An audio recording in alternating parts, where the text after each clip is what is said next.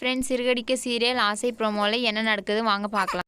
விஜயோட பணத்தை காணும்னு சொல்லி ரொம்பவே குழம்பி இருக்கிறாங்க. யார் எடுத்தாங்க, எப்படி போச்சுன்றதே தெரியாமல் பார்வதியை ரொம்பவே திட்டிட்டு, சரி நான் வீட்டுக்கு போகிறேன், நீ காலையிலே ஃபோன் பண்ணு, பணத்தை உந்து காணுன்றத மாரி சொல்லு, சரி நான் வீட்டுக்கு போகிறேன். நாள் காலையில் பார்வதி வந்துட்டு விஜயாவுக்கு ஃபோன் பண்ணுறாங்க.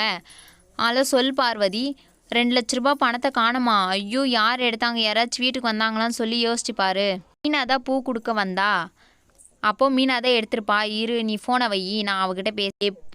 பூ கட்டுறவளே, உனக்கு வேறு வேலையே இல்லையா? என் ஃப்ரெண்டோட வீட்டில் பணத்தை திருடுறேன், உங்களுக்கெல்லாம் இதே வேலையா உங்கள் குடும்பத்துக்கே? அன்றைக்கி உன் தம்பி பணம் திருடுனா இன்றைக்கி நீ பணம் திருடுறேன், எங்கே நகை வைக்கிறாங்க, எங்கே பணம் வைக்கிறாங்கன்னு சொல்லி உங்களுக்கு பார்த்துட்ருக்கிறதே உங்களுக்கு ஒரு வேலையா?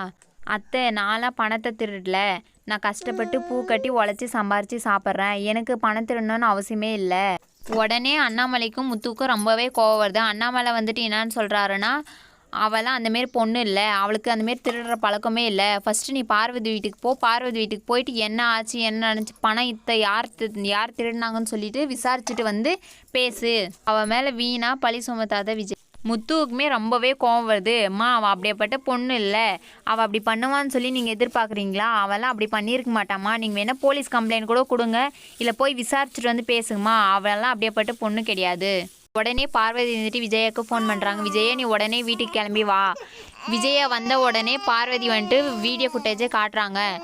ரோஹிணி எப்படி பண்ணி வச்சுருக்கா பாரு, இப்படி பண்ணி வச்சுருப்பான்னு நான் கொஞ்சம் கூட நினச்சி பார்க்கல, இந்த வீடியோவை பாரு.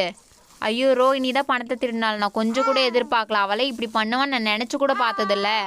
நான் அவளை சும்மாவே விட மாட்டேன், நான் ஃபஸ்ட்டு அவளை கேட்காம நான் விட மாட்டேன். இரு, நான் ஃபஸ்ட்டு போய் அவளை கேட்டுட்டு வரேன். இனி வசமாகவே விஜயக்கிட்ட சிக்க போகிறாங்க. ரோஹிணி பற்றின எல்லா உண்மையும் விஜயாவுக்கு தெரியணும்னா இந்த வீடியோவுக்கு லைக் பண்ணுங்கள், சப்ஸ்கிரைப் பண்ணுங்கள் ஃப்ரெண்ட்ஸ்.